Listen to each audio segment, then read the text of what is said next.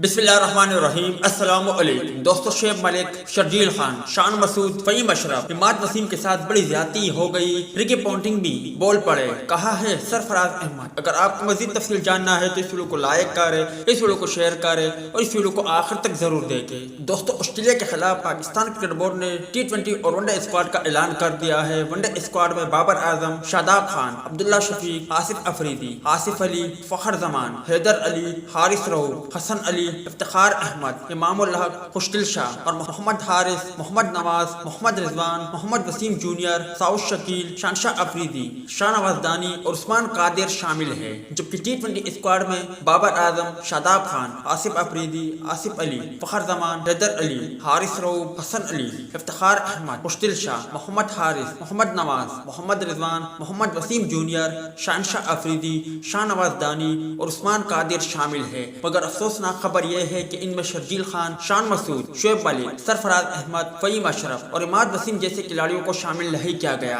जिस पर Ricky Ponting भी हैरान। उन्होंने सरफराज अहमद के हवाले से शायकीन क्रिकेटर और पाकिस्तान क्रिकेट बोर्ड के नाम पैगाम जारी किया। उन्होंने कहा है सरफराज अहमद, पाकिस्तान जब चैंपियन ट्रॉफी जीती थी तो सरफराज अहमद कप्तान थे। उनकी कप्तानी में पाकिस्तान ने चैंपियन ट्रॉफी जीती थी। उन्होंने कहा कि सरफराज अहमद को अब तक टीम में भी शामिल नहीं किया गया। मेरी ख्वाहिश है कि अगर उनके पास कोई अच्छा कप्तान रेडी नहीं है तो सरफराज अहमद को कप्तान बनाया जाए, कम से कम उसे टेस्ट मैच के लिए कप्तान बनाया जाए। मगर अफसोसनाक खबर यह है कि सरफराज अहमद को टीम से ही बाहर किया गया है। आप भाइयों की क्या राय है? कमेंट सेक्शन में लाजमी तौर पर बताएं।